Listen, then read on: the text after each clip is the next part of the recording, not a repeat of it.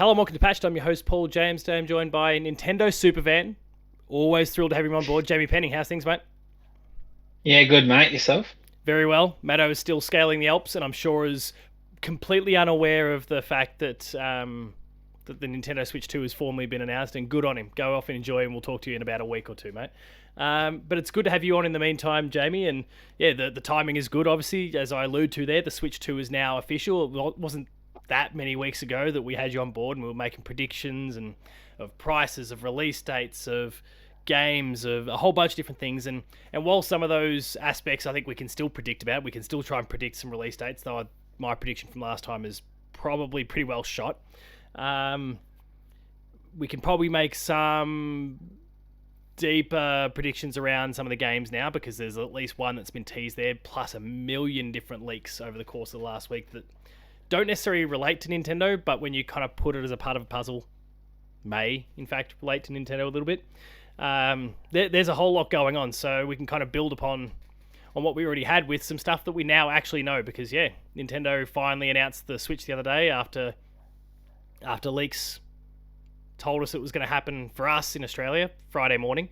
That's exactly what happened. And what do you think? Did you? Because I think for you it would have worked out to be about midnight-ish your time. I assume you weren't up at that point of the night when it was 11 o'clock 11 p.m. when it dropped. Time. Yeah, so I noticed the time and I'm thinking, yeah, that's generally around the time that Nintendo announces things is on 11 o'clock on a Thursday, Tuesday, any sort of night, but it's 11 o'clock. But Queensland time. I sort of missed it because I sort of just nodded off and went to sleep, and then I woke up probably about a half an hour later and I was like, oh, let's have a look, see if there's anything, and if not, I'll just go straight back to sleep. But yeah, we got it. We got the Nintendo Switch 2. It's exactly what it is. It's the Nintendo Switch 2. It's, the name is exactly what we think it should be. It is the next Nintendo Switch. I think it's everything that people were expecting, for the people who always seek out the information, always just pay attention to the gaming landscape. Probably for the layman, for the casual, for the general public, this is probably, some people were maybe thinking it was going to come eventually, but this probably also came as quite a surprise. So having the teaser, which was only a couple of minutes long, it wasn't overly fancy, but it showed off pretty much what we would expect from a brand new Switch.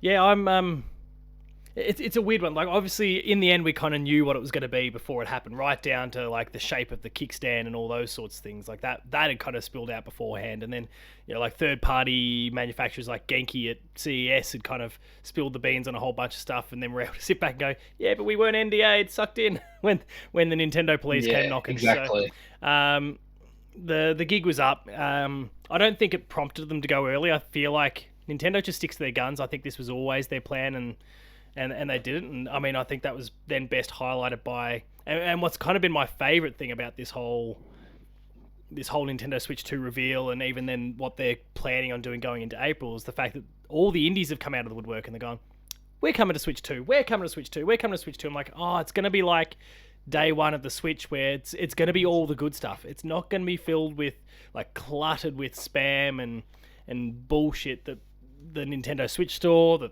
PlayStation Network, that they're all, Steam of course, that they're all just filled with at the moment, these spammy $2 games that no one is buying because they believe they're quality games. None of that'll exist. It's going to be a clean slate with only the highest quality stuff. I'm really, really excited for that, and with some of these indies going, yeah, should we? And of course, Team Cherry even just throwing some cats amongst the pigeons as well. It's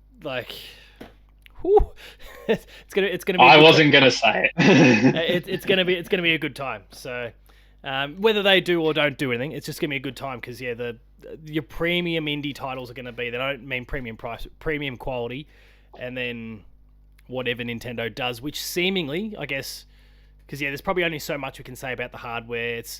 It's an improvement on the original Switch, but even then we don't really know official specs yet.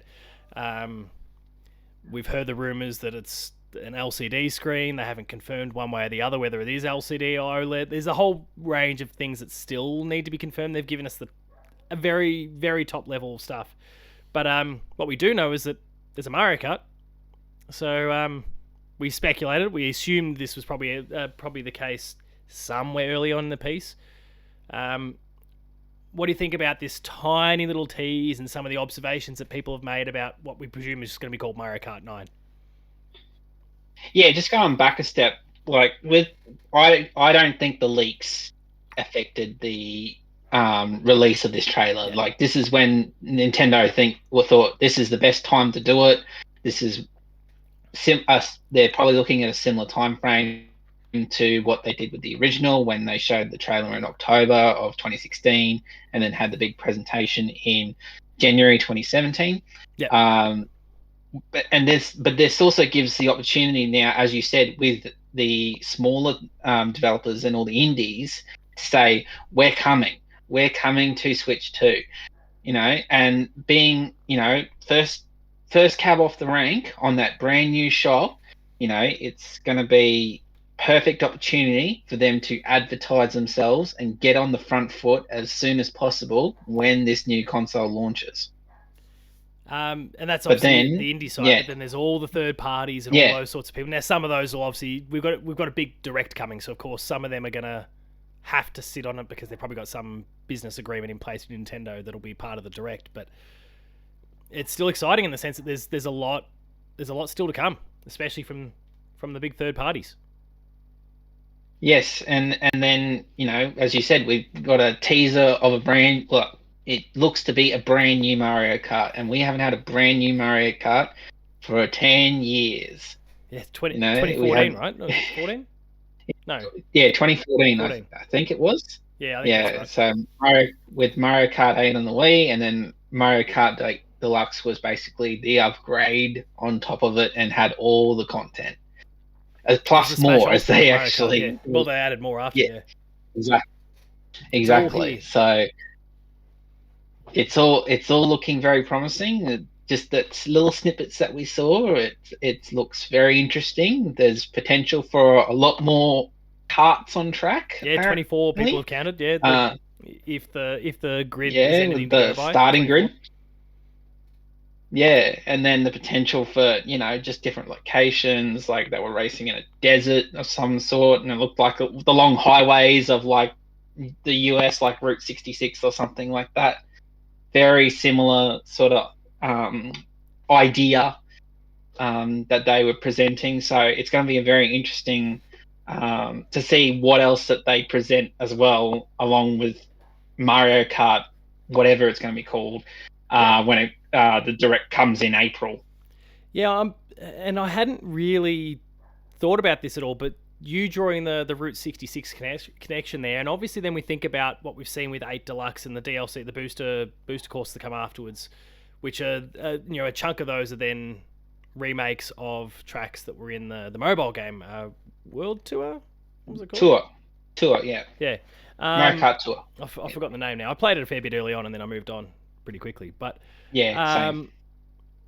That a lot of those tracks are obviously inspired by real life locations. We've got Sydney represented. There's a whole bunch of other cities around the world, and I'm wondering, you making that Route 66 sort of connection there. I wonder if, obviously, a lot of Mario Kart tracks are very fantastical in nature, and I expect that will remain the case. I'd say like 90% of them will be, but I'm wondering if maybe 10% will be this. How can we adapt this iconic location? And you're not going to, and if let's say hypothetically Sydney, you're maybe not going to see the Sydney Opera House in it, but like, it's going to give you vibes of this. We like the feeling of this location. How can we Mario Kartify that? How can we Mario Universe that a little bit, just to give it its own bit of flair, but also feel familiar in some ways?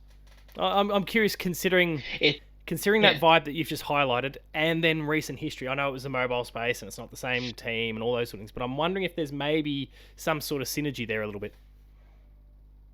I reckon, there will probably be some real world influence on locations around the world. That's what we've seen already in Tour, and then that translating over into the Booster Course Pass DLC.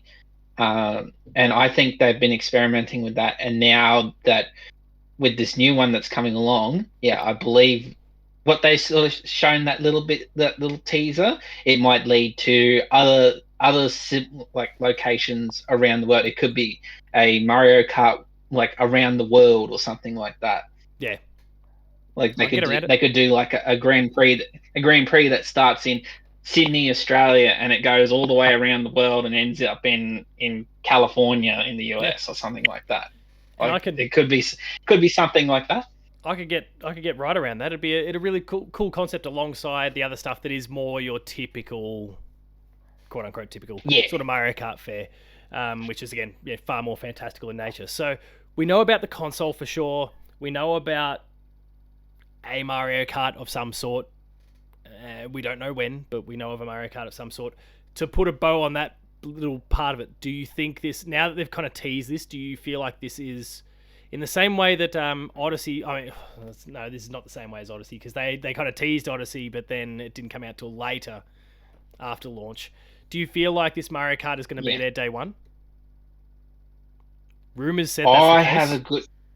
I have a good feeling that's probably going to be, because they need to be able to drive this new console forward. They need pardon the pun, drive the console. Yeah.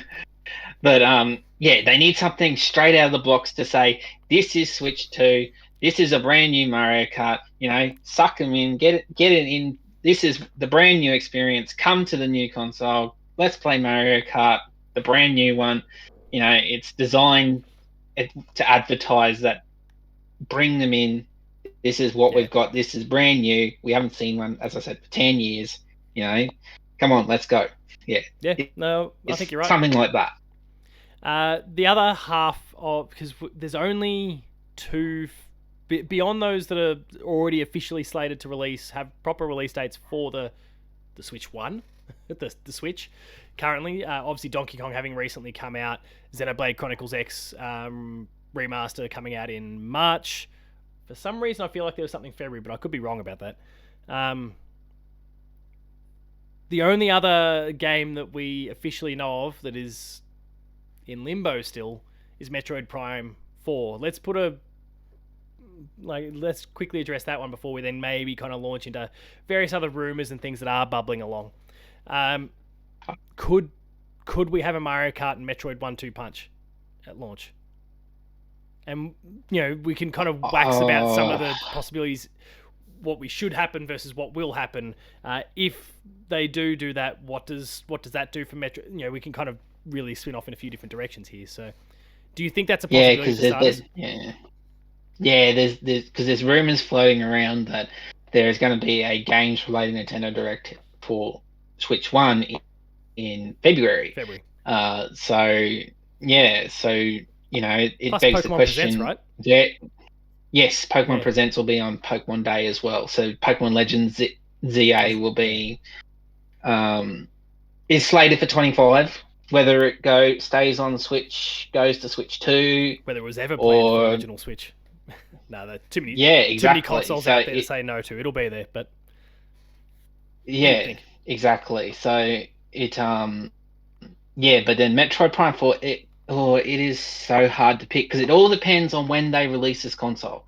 It all depends on when they decide it's the right time to release this console. Because I reckon Metro, if it doesn't come at launch, it'll probably come in somewhere like October, because that's when the last Metroid Dread came out in October, and it sort of had that lead time into Christmas, and it was Metroid Dread was really hyped up because it was basically announced like 6 weeks before it came out.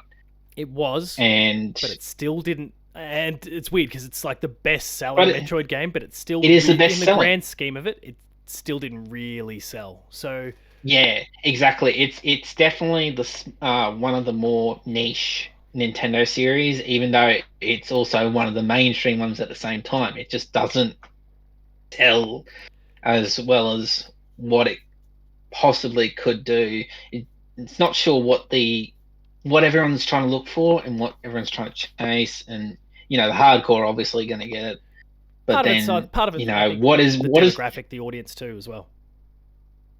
Yeah, exactly. Like it is targeted towards a more mature audience, and whether that audience is jumping in, yeah, it's very difficult to see. It did sell. It sold over 3 million 3 million, yeah. Metroid Dread, which became the highest selling in the series after Metroid Prime on the GameCube, which is 22 years ago. Um, but then also, okay, so you got Metroid Prime 4.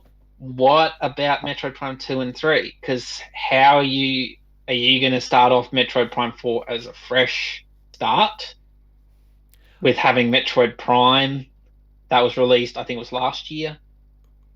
Yeah, it's a weird one. Yeah, I actually heard Drew talking about this. Friend of the show, Drew Agnew, talking about this on House of Mario fairly recently, with his co-host Josh. They were chatting. They were chatting about what happens with Metroid 2, 3. Where should you jump in if you're brand new? Is 1 enough? Will 2 and 3 have to drop beforehand? I think as much as they would like 2 and 3 to drop beforehand, I genuinely think this is too good of an opportunity for Nintendo to pass up. So I think the big point of difference between what we're talking about with Dread launching when it didn't, obviously having the best sales it ever had, and Prime 4 launching here is that Dread did get a little bump because it also launched with the OLED model. That true. was kind of they were kind of connected a little bit, and for me that connection is very tight because Nintendo very kindly sent me an OLED, but I couldn't have the OLED. Sorry, I couldn't they'd sent me Metroid, but I couldn't redeem Metroid until I had the OLED. Those two were kind of linked super tightly. Yeah. But I think about the way consumers would have picked that up and gone, well, sure, if I'm getting an OLED, I want a game that's going to push it as much as I can, but it's not really a major upgrade. My screen is better, that's it. As opposed to someone who's going to pick up a Switch 2 and go, okay, I've got this brand new piece of kit. What's going to show this thing off best? Now, of course, Mario Kart's there. Mario Kart is that'll be like Breath of the Wild, where the attachment rate was actually greater than 1 at first. People were buying, it was like 102% at one stage. Because the Wii U and then the basically 1-to-1 ratio on the Switch, or close enough to 1-to-1. Exactly. Now this won't be that because I presume Mario Kart 9 or whatever it is not going to come out on Wii U, but it's going to be on Switch 1. But it's going to be pretty close, I'd imagine, to that same 1-to-1 sort of ratio. Probably closer to 1-to-1 on the Switch 2 than Breath of the Wild was on the Switch. But I think you've got that, and then people go, okay, what else? What can I get? And of course, when it comes to any console launch, Nintendo, PlayStation, Xbox, the library is always way smaller, right? So there is no better opportunity for your Nintendo to go, this is a franchise that is critically loved. Its audience adores it, but we can't seem to get it in front of people. This is your chance. When the library of games is much smaller, there's so much less competition, and I mean, assuming the game is ready, that's obviously a big disclaimer here. Assuming it's ready to go, you just got to do it. And I understand that, maybe it's weird to not have some modern way for people to play 2 and 3, but I think you've just got to pull the lever on it. Yeah, those new players aren't going to. Those new players aren't going to go, 4. I'll check out 1, 2, 3. Oh, hang on, I can only play 1. How am I going to get 2? Like, they're not. If you're new to it, you're not going to be the sort of person who goes, oh, okay, I'll go play 1, 2, 3 first. So just go, okay, I'll try this out, and if I like it, maybe I'll go back. Well, yeah, exactly. And that's where Nintendo can potentially find ways to get 2 and 3 out there, whether it's because the new Nintendo Switch Online maybe has GameCube support in the future, or they do eventually remaster 2 and 3. That remains to be seen. But they've got ways that they can get them out there down the line. But I think you've just got to pull that lever and give yourself every opportunity. Get the hardcore who buy it, and then they're chirping in their ears at their friend who's just picked up a Switch and like, oh, yeah, we got Mario Kart, but why don't you get Metroid as well? It's awesome. And they go, well, okay, I don't have many games for this thing yet. I'll buy it. Yeah. And I'm like, putting it that way, I agree that they need that tech ace in the hole. Like, obviously Mario Kart's going to bring it across the everyday audience, but if they want the game to show off the tech that's in the Switch, to actually try and push it to show basically as a technological showcase, then Prime 4 is probably the perfect example. like jumping in with a series at 4, yeah, it sounds weird, but I also did the same with Xenoblade Chronicles 3. Like, I'd only played X and I hadn't played 1 and 2, and I jumped in at 3 and absolutely loved it. Yeah, Yeah, so they're brilliant. it doesn't mean that everyone needs to start with 1, 2, and 3. They can hopefully jump in at 4, and they provide some form of backstory to sort of lead into Prime 4 and try and keep it so that the layman can say, oh, yeah, I want to start playing Metroid Prime. I'll jump in at 4. Yeah, I think there's ways they can do it, and I don't think it's ridiculous to do it either. So, I think, yeah, it's not that I think Nintendo needs to save the franchise. They don't need to save it. Like, it's still doing fine, but I think in the eyes of a lot of fans and probably Nintendo, who would also like to see it be more successful, this is the way to do it, I think. So, really hopeful that that's kind of, I mean, that's a huge 1-2 punch as well. Like, if you've got Kart and Metroid straight out the gate, knowing that, Mario's not far away, for sure, whatever that is. There's going to be Mario not long down the pipeline. And then the indies and the third parties and all those sorts of things are going to start queuing up. It's going to be pretty impressive. And I guess that can, maybe transition a little bit over to some rumors that aren't necessarily about specific Nintendo titles. In fact, I think in terms of the games developed side of things, that seems to be pretty airtight. Nintendo, they've had their problems around the hardware, but that's kind of normal because when you have to go into manufacturing, things start to leak out. When you've got to work with other parties for peripherals and stuff, things get out. That's unfortunate, but that's kind of a reality of it. But I think about the software side, nothing is escaping, which is great, I think. I love the secrecy going in April. I want that to be the case. But the third parties aren't... The third parties, the other companies are having more trouble. So Nate the Hate, who's the person who was responsible for, in the first place, for telling us all about this reveal date and a whole bunch of other details, and I didn't know of this guy, and people go, oh, he's got a good track record. I'm like, yeah, okay, sure, whatever. And then he hit the nail on the head, and then I started doing some reading, like, oh shit, this guy's actually got a bit of a track record here. Well, along with talking about the Switch in that week, he also then started talking about Square Enix and Final Fantasy VII Remake and Rebirth. 7 Remake planned for this year, Rebirth apparently for next year. That would make sense. Like, Square Enix has been saying for quite some time they want to escape just the exclusivity bubble that they're in because it's kind of not working for them financially. I think they'll have to, probably for whatever part 3 of Final Fantasy VII is, they'll probably still have to be timed exclusive with PlayStation. I'd imagine there's a pre-existing agreement there, but they're probably at a point where they can start pushing these things out, so they'll get it to Switch, they'll get it to Xbox. They're obviously already putting these games out on PC. And the one that I think interests me most, because... ultimately there is still kind of a console war at play here, but I think Nintendo is the timing of this console is, I think, a big moment for an industry shift here. Xbox, there's also a lot of rumors that came up about Xbox over the course of the week. Did you catch them? I know you're not necessarily a big Xbox guy. I heard the Final Fantasy ones. That would make a lot of sense for Square Enix because Square Enix has always been that big partner of Nintendo, and the Final Fantasy series hasn't been doing the greatest of late, especially when it comes to 7 and Rebirth.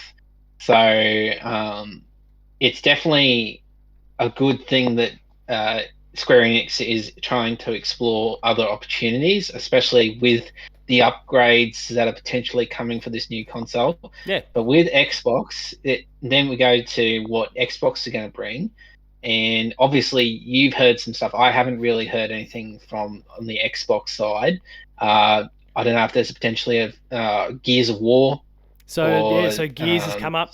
The Halo Master Chief Collection has come up. Yeah, Halo. Yep. And I think about those two now.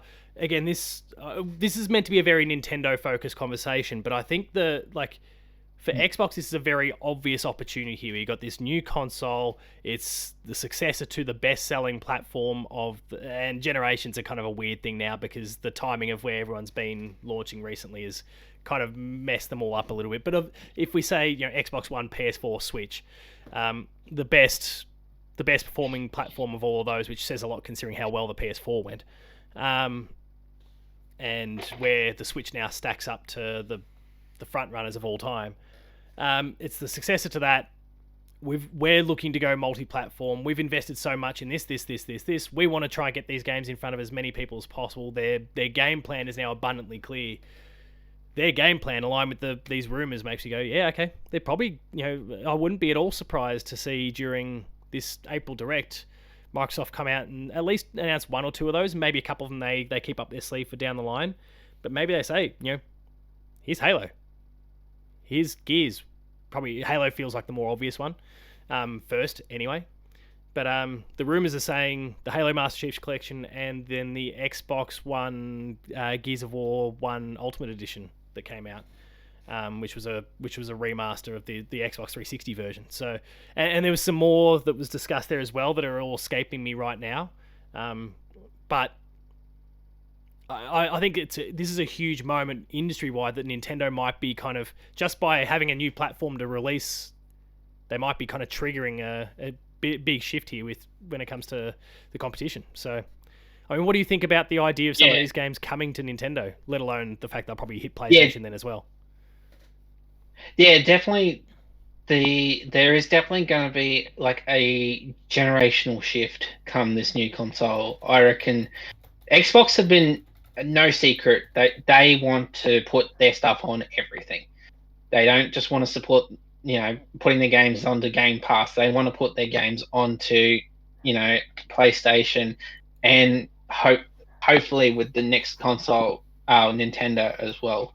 So it comes as no surprise that we're hearing Halo, we're hearing Gears of War, probably Fallout or something like that. Flight Simulator is apparently on the list. Microsoft Flight Simulator 2024 is apparently on the list. Sorry, I'm scrolling to try and find these now as we speak and what some of them were. But and Flight Simulator is quite an interesting one, considering what the potential is with the Joy-Con controllers. We've seen it in the teaser video that they were dragging along the ground, along with the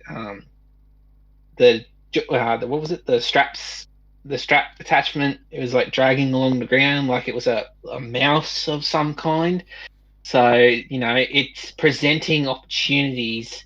Like it doesn't have to use these new controls if they are mouse controls, but it presents an opportunity for different sort of games, like simulation games, strategy games, Civilization 7 is about to come out, right? And that's for the longest time been a mouse and keyboard style of experience, and people have gone, I don't know how this is going to translate to consoles. We'll know very soon because it comes out on like February 11th or something. But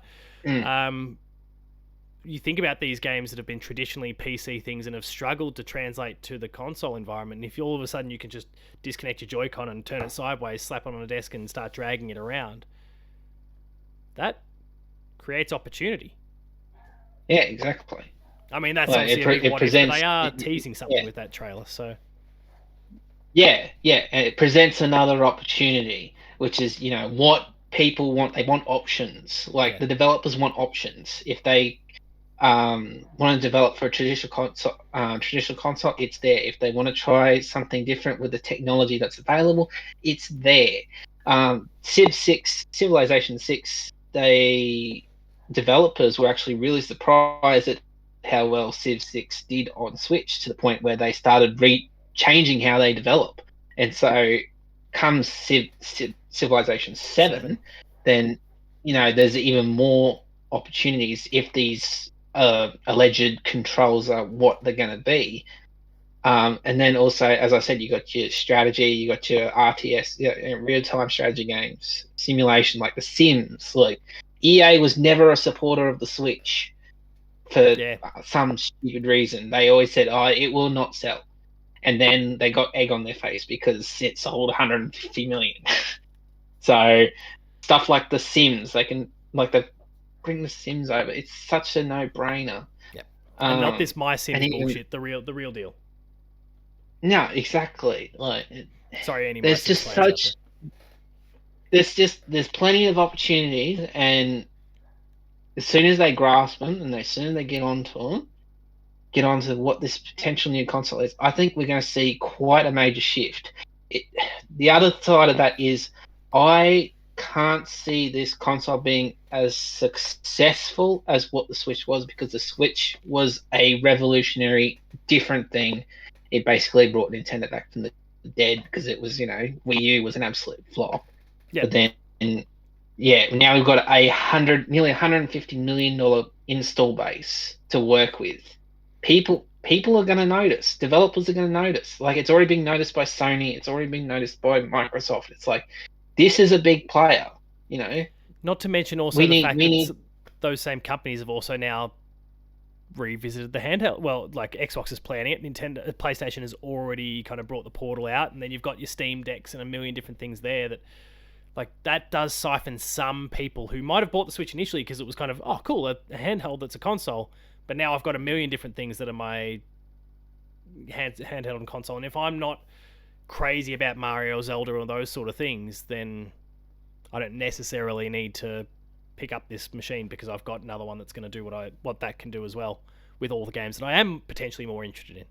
Sorry, I'm talking about a hypothetical person. How anyone could not like Mario and Zelda is completely beyond me. But but it makes sense because there's like the Lenovo Go, the ROG Ally. There's all these new handheld PCs that have popped up since the Switch has come out. Like, the Switch has been a revolution in the handheld market. Yeah. So now, what does the Switch 2 do to basically be a differentiator in the market, but also present the opportunity for these Nintendo first-party titles, as well as other third-party titles, indie titles, to come onto this brand new console? Like, it's going to be very interesting to see what's going to happen whenever this new console actually launches. So let's cycle to finish, I guess, on that kind of point. So there's two things that we've discussed already when we had Matto on board. And we've got some new information. You were talking about July as a release date for the Switch 2, now officially known as the Switch 2. Back when we spoke, where do you stand on that prediction from before? Yeah, I'm still of the belief that it will be a July release. I reckon it will probably, if not, it might be a June release. Because also we've got that Summer Games Fest period in June where developers can hype up their games for that are coming out.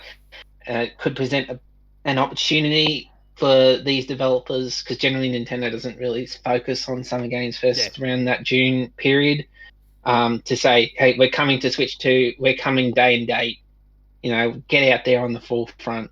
I still think, it's either going to be late June to mid-July period, I reckon, is probably going to be what we see when the console gets released. Yeah, I'm with you. What about yourself? No. I mean, obviously, my initial prediction, if anyone goes back and checks it out, was like mid-April. It was like just before Easter. So that's going to get blown out of the water based on the fact that there's these preview events that are occurring all throughout it. Firstly, the Direct is going to happen April 2nd.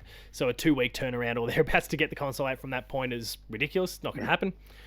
There's also these demo events that are happening around the world. The Australian edition of that in Melbourne on May 10 and 11.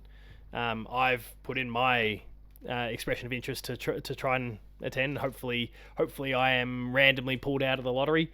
Hopefully I have some of that luck that you do, because I saw you got that Mario Lego recently. Oh, Lego. Yeah, I got the Super Mario World Lego set. If you can send me some of those good vibes, that'd be great. Quietly before Christmas. So quietly hoping for some sort of Nintendo event, potentially some sort of media event. But if that's not the case, I'm putting all of my eggs in the lottery, and we'll see what happens there. But hopefully the timing of that. Yeah, the timing of that also means that April just can't happen. I don't think May can happen, and so we're instantly talking about the June, July that you're talking about. With July seeming like it's the right one, and I think Australia is one of the last countries to have this demo thing, and that's 10th and 11th. What you're gonna like if you think about our market to even launch the thing in June, you go, okay, so this happens. You're giving those people a month. Those people who attend, you're giving those people a month. That probably is enough time to really, if you're Nintendo, to work out shipment quantities for starters. Like, how many do we send to this region? I don't think that's enough time. No, pre-orders in and then respond to it. You're probably looking at yeah, you're probably looking at maybe 6 to 8 week period after like our sort of demo event that happens. So, I mean, and I presume I presume pre-orders probably open on the 2nd of April, right after this direct. But I it's would still a say so. very short sample of time for people to make up their mind, get a pre-order in before Nintendo has to go, well, we need to start sending these out to retailers. Yeah, So I think, and yeah, I July becomes, I feel like the July onwards, I guess I should say, feels like it's the right time. Yeah, and I think with having the Switch has been out for nearly 8 years now. I reckon they've delayed it to the point where they needed to have the stock ready because they're expecting a blowout. They're Yeah. expecting that there's going to be a lot of people that want a console day one, and there's going to be some people that are going to be disappointed. So they want to make sure that they limit that disappointment as much as possible to ensure, everyone is happy that they get their Switch day one who want it day one. Um, yeah, I pretty much agree with you there. It's a really weird sort of tricky spot for them to be in, but it's also not a bad one for them to be in. So, quietly hoping that we learn more about this as soon as we can. Obviously, April 2nd is a big blowout date, but I assume some information is probably going to trickle out to some degree in the meantime. And yeah, exciting times ahead, I think. So Yeah, definitely. looking forward to it. The price. Again, we discussed this back when we chatted with Matto. Where are you still sitting price wise? Still sitting at 5.99 Australian. I'm hoping for 5.99, considering that it's most likely an LCD screen. It's designed to be still cheaper to the market. It's got to be at a presentable price point for not just the hardcore audience, but also to families as Yeah, well, because it's got to be affordable to the people who have decided that this is what they want to get. yeah, So to me, I think if they went 6.99, I think they're taking a lot of people out of the market, especially when a PlayStation 5 is 7.99. Is it 7.99 or 8.49? um, Or yeah, I can't remember what yeah. I the couldn't tell you. new retail price is for a PlayStation 5, for example.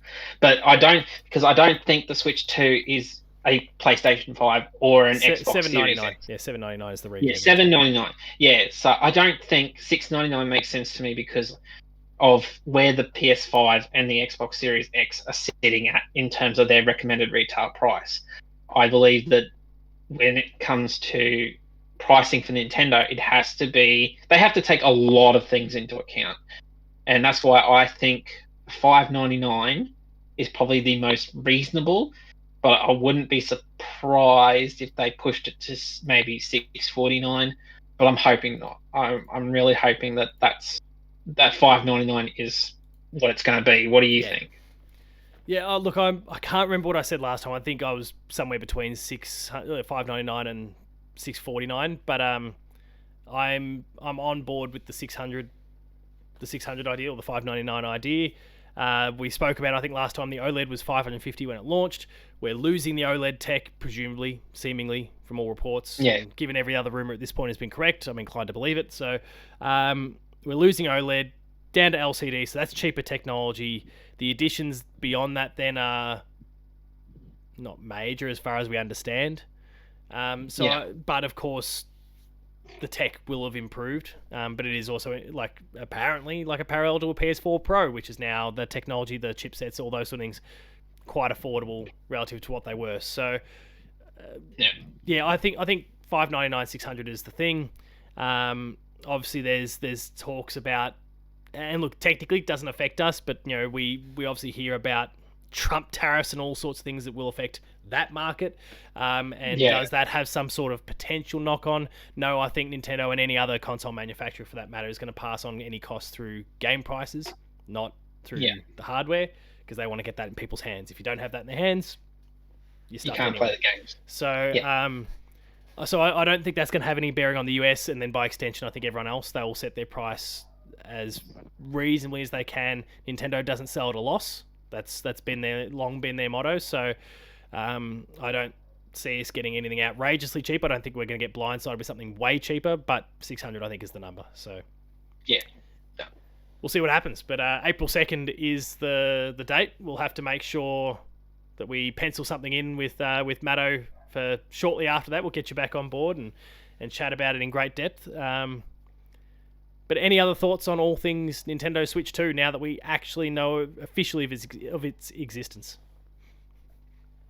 Yeah, it's nice to have some concrete information rather than all these playground rumors that have been floating around.